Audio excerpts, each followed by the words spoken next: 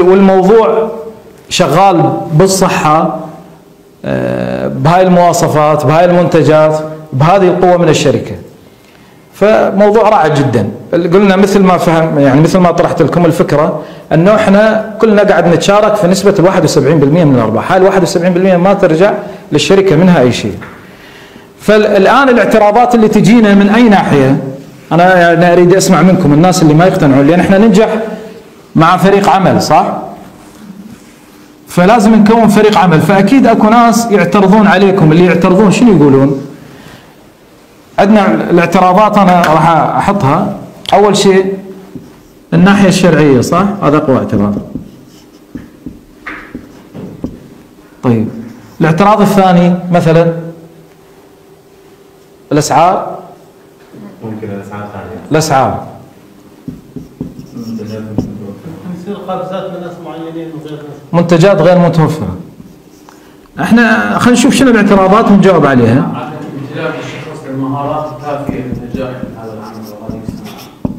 يعني هو يقول انا ما اقدر. احنا كنا قاعد نكلم واحد جديد، احنا مقتنعين صح؟ اغلبنا بالقاعه واحد ما مقتنع؟ ما اعرف ابيع. ايه بس احنا قاعد نواجه اعتراضات. نريد ننجح لازم نكون فريق. نعم. انا سمعت انه بعض الاعضاء مثلا من فترات طويله بيشتركوا بيعملوا ما طلعوا يعني البنفيت المتوقع، بينما مثلا في اعضاء ثانيين نفس الجهد الموازي قفزات يعني سريعه. يعني وين يكون الخلل؟ يعني بس انا بدي اصيغ السؤال، هو سؤال حلو يعني. انه مثلا نقول الخطه غير عادله. اي احنا نخلي يعني كاننا قاعد نواجه اعتراض، نريد نجيب واحد خطه غير عادله. لان اكو ناس تطلع لها فلوس وهي ما جايه تشتغل، واكو ناس مثلا الربح بطيء ايضا، يعني بعض الناس يقولون انه الربح تاخر الارباح. بعد ايش ممكن؟ ايش ممكن من الاعتراضات اللي خلينا نجيب على هذه وبعدين نشوف اذا كان في شيء. طيب الناحيه الشرعيه انا ما اريد اطيل فيها، في محاضرات احنا سويناها ممكن واحد يرجع لها من ناحيه التفسير، بس انا اريد اجيب جواب عقلي على هذا الموضوع يخاطب العقل يعني والمنطق في هذا الموضوع. البزنس كله مالنا احنا بالعمليه الشرعيه قائم على اساس ايش؟ البيع، صح؟ التسويق، البيع، التسويق، ايش؟ تمام؟ شنو اللي سوته الشركه؟ البيع، حل الله البيع وحرم الربا، يعني ما فيها شيء. البيع كل الناس متفقه، ما في شيء. المنتجات حلال، يعني حتى اللي يقولون الان عندهم اشكاليات على نظام دي اكس ان ما يتكلمون على المنتج، ما عندهم اشكاليه على المنتج. ما حد قال عندكم منتجات بها دهن الخنزير ولا لحم ايش؟ شوف لنا شغله بعد حرام. لحم الاسود، السباع، اي شيء ما حد قال. قالوا انه انتم عندكم مشكله ايش؟ البروسيس تاع البيع نفسه، يعني طريقه البيع حل. اي احنا خلينا نتفق على الاصل حلال. طيب شنو المشكله عندكم؟ قالوا المشكله عندكم في طريقه التسويق. طريقة التسويق لو أريد أشيل منها السيستم هذا مال الإي وورد اللي يوزع الأرباح وأخليها شغلة عادية، يعني ترى يا جماعة ما فيها شيء.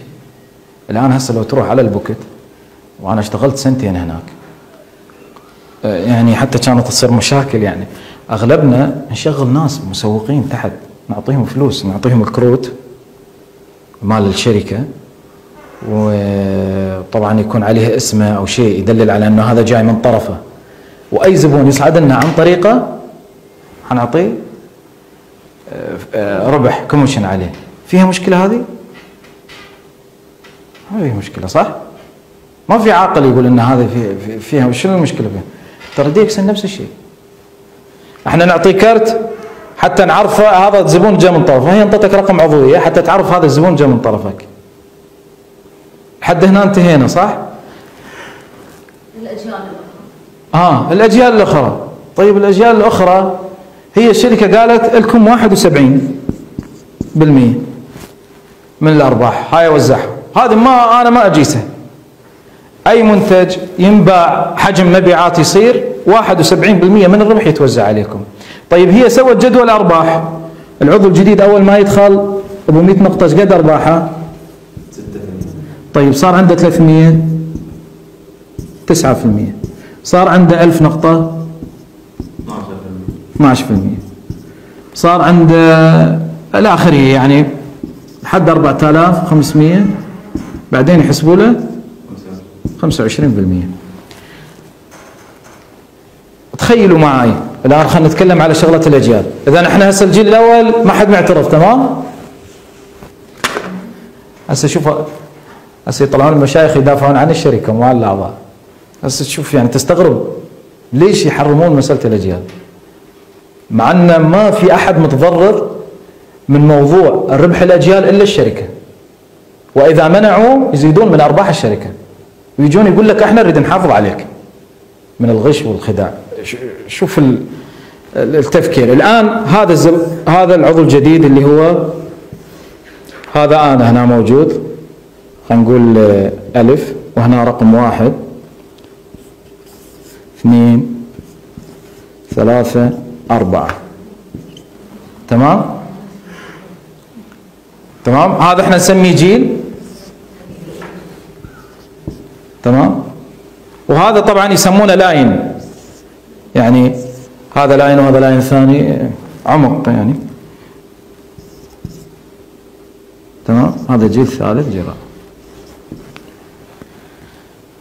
طيب أنا عمولتي هنا 25%، ماشي؟ وهذا عمولته ايش قد؟ جديد تو انضم 6. طيب تبدأ تصعد بعدين نشوف هذا حسب عمولته، إذا كانت متساوية الشركة تقول له ما لك شيء. يعني تخلي بالك إنه الشركة هي ما تعطي يعني لكل شخص، ولذلك عندنا مشاكل الآن. بعض الأعضاء يقولون ليش الحجب؟ الشركة أحيانا كأعضاء ما تعطيهم، مو دائما أنت تاخذ من اللي تحتك. ها؟ ما هم هسه يقولون ليش تاخذ الأجيال اللي تحت؟ هسه ليش ما تعطيهم؟ لأنه ما تريد تخسر. هاي رياضيات أرقام. يعني أنا أعطيك من 71% بس ما تجيني تاخذ أزيد من 71%، ما زال هي راح تستمر الأرباح لتصل لل 71% وتوقف. خلاص الشركة ما تعطي كل الدنيا، يعني مستحيل ما لا نهاية. السلسلة الواحدة في الأربع أجيال المنتج من الإصرار الجيل الرابع حيطلع من أرباح الجيل الثالث والثاني واحد لما تصل التوب. تمام تمام.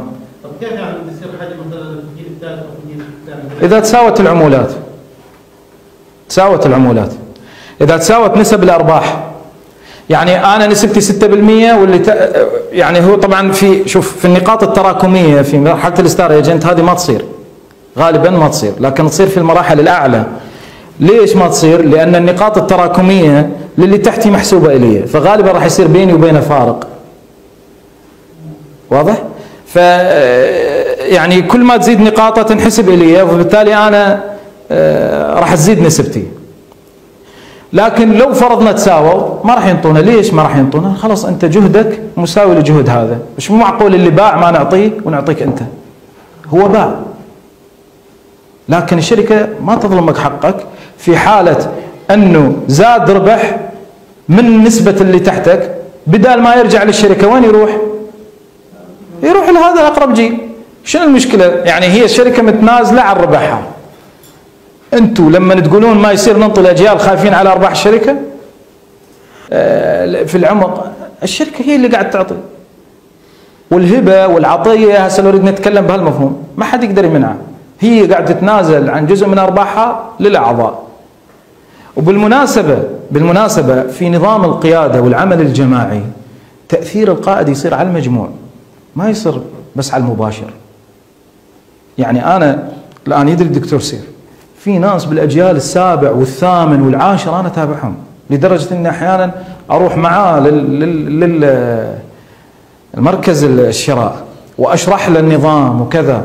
هسه أنتم أغلبكم قاعدين ولا واحد عندي جيل مباشر، ليش أشرح؟ لو صار بس الجيل المباشر ما أشرح ولا أتعب نفسي ولا أهتم. فهي مصلحة مشتركة للشركة والعضو. أصلا اللي يتكلم بهذا الكلام ما يعرف شو مفهوم الجماعي أصلا. انسى سيستم الأمل. الآن أي بضاعة تشتريها من السوق، هذه الصبورة اللي نكتب عليها اشتريناها من أحد المكتبات هنا، هي صنعتها وخذوها عن طريق واحد ثاني ثالث، ممكن إذا ما يريد يصيرون بالسلسلة 3 4 يعرفون احنا اللي اشترينا. طيب شنو المشكلة بالموضوع؟ بل في كلام واضح للشيخ الإسلام بن تيمية في هذا، وأنا استغربت وجدت سؤال يسألونه قبل يقول إذا اجتمع مجموعة من الدلالين، هكذا يقول اجتمع مجموعة من الدلالين والسماسرة على بيع سلعة، ثم يعني هو وكل واحد الدلال الأول، ثم باع أحد هذول اللي اجتمعوا وتقاسموا الربح، يقول له هل في مشكلة؟ فيجاوب شيخ الإسلام ما في مشكلة في هذه المسألة اللي هي تعدد السماسرة يسمونها، بالنص يجاوب عليها. وهذا كلام قديم جدا الآن في بيع السيارات والدنيا بالسوق. بس هذه ليش اخوان تصير هذه الشبهة؟ ليش تصير؟ وليش يتكلم فيها الإنسان ويتكلم فيها لدرجة غير معقولة؟ الآن العقارات، البروكرية اللي يشتغلون في العقارات يأخذون الخارطة من الشركة ويبدون تنتقل بين مجموعة من الناس، والنسبة هي 2% غالبا في العقارات، تعتبر نسبة كبيرة. يعني أنا كنت أعرفهم أحيانا يتشاركون 15 إلى 20 واحد، واللي يبيع واحد ويتقاسموا الربح كلهم. شنو المشكلة في الموضوع؟ إذا هم متفقين. يعني طبعا بالمناسبة الشيخ الإسلام فصل في هذه المسألة، ذكر آراء المذاهب وذكر كذا، وذكر أنه قال بإذن الوكيل الأول. يعني بعضهم اللي منعوا يشترطون إذن الوكيل الأول اللي هو صاحب السلعة، هل أذن له أن يعطي البضاعة الناس ثانيين ويبيعونه؟ احنا طبعا في الشركة هذا منتهي من الأمر. هذا إذا احنا تقاسمناها. طيب الشركة أصلا ما تتقاسم، ترى الشركة ما تتقاسم، هي قاعد تعطيك من عندها، أنت ما تأخذ من حق اللي تحتك. واضحة المسألة؟ في نظام ديكسن ما تأخذ من حق اللي تحتك، هو يأخذ عمولته كاملة، أنت اللي تأخذه من الشركة اللي قررتها بحسب فارق النسبة، وبالتالي الجهة منفكة تماما. يعني فرضا لو ما رادوا يعطوني الشركة ما راح تزيد عمولة اللي تحتي، حتى أقول أنا لازم ما أعطي كمال حتى أزود اللي تحته، ما راح تزيد، وإنما راح تستفيد الشركة فقط. فهذه الشبهة أصلا مال منع الأرباح في الخطوط في العمق ما لها أي قيمة. ولما تتأمل المسألة راح تلقاها كلها مسألة وساوس وشبهة، بسبب أن كثير من الشركات الحقيقة النصابة اللي خدعت الناس انتشرت في المنطقة، فصار نوع من الفوبيا. فأغلب الناس يعني جزاهم الله خير أحيانا من باب الحرص يقول لك انتبه، لأنه في شركات كثيرة وناس ضيعوا أموالهم وكذا، وصارت عمليات نصب وخداع كثيرة، لأنه ما في سلعة حقيقية. الموضوع ما دام في سلعة حقيقية وفي بيع حقيقي ما مشكلة يتقاسمون الأرباح. هذا إذا تقاسموها، وأنت في ديكسن ما تتقاسم أصلا الأرباح، كل واحد ياخذ حصته بحسب اللي محددتها الشركة. وبالمناسبة تأثير الليدر، هم مو أغبياء، ما قاعد يعطونها ببلاش، هم ناس يعني ترى حاسبينها بالفلس. يعني هم بالنهاية يريدون ينجحون ماديا. هم لو ما عارفين هذا الليدر إذا ما ينطونه فلوس ما راح يشتغل، ما انطوه أصلا. بس هم يريدون الخطة تنجح، والخطة ما تنجح إلا بهالطريقة، إلا ما تنجح إلا بعمل الفريق. عمل الفريق ما يعني إن تأثير يعني مدير الفريق أو رئيس المجموعة راح يكون على الجيل المباشر. هذا كلام غير صحيح، غير صحيح تماما في مبادئ التغيير وعلم الاجتماع. أصلا لو تقرأ في التأثير والتغيير في العالم راح تجد أنه دول تغيرت بتأثير شخص. يعني اقرأ قصص غاندي وهذا مال جنوب أفريقيا وبالصين، ثورات ودنيا قامت بأفكار بثها شخص. باكر عقبه أنا أقول هذا الشخص ما له تأثير إلا على الجيل الأول اللي معاه، هذا هو الملهم، هو هذا اللي قاعد العالم كله يحركه.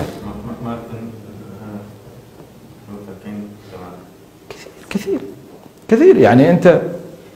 وأكبر شيء يدل على صحة هذا المبدأ وقوته هو اعتماد الإسلام له. هذا نظام الله ارتضاه لحساب الحسنات والأجور في الشريعة، صح ولا لا؟ حتى العلماء لما فسروا إيمان أبو بكر قالوا يعني بإيمان أمة، قالوا لأنه هم من الأوائل الرجال اللي أسلموا. فالآن أعمالنا وحسناتنا كلها في صحائفهم. ليش؟ بأي حق؟ لأن هم السبب. فإذا كان السبب في الحسنات يصل لكذا من باب العدالة. ومو بس هذه، شوف حتى تعرفون قوة هذا النظام، مو بس هذا، خلينا نقول بالله الحسنات هذا فضل وإحسان وكرم من الله عز وجل، وهي مو مثل الفلوس. من سن في الإسلام سنة حسنة فله أجرها وأجر من عمل بها إلى يوم القيامة.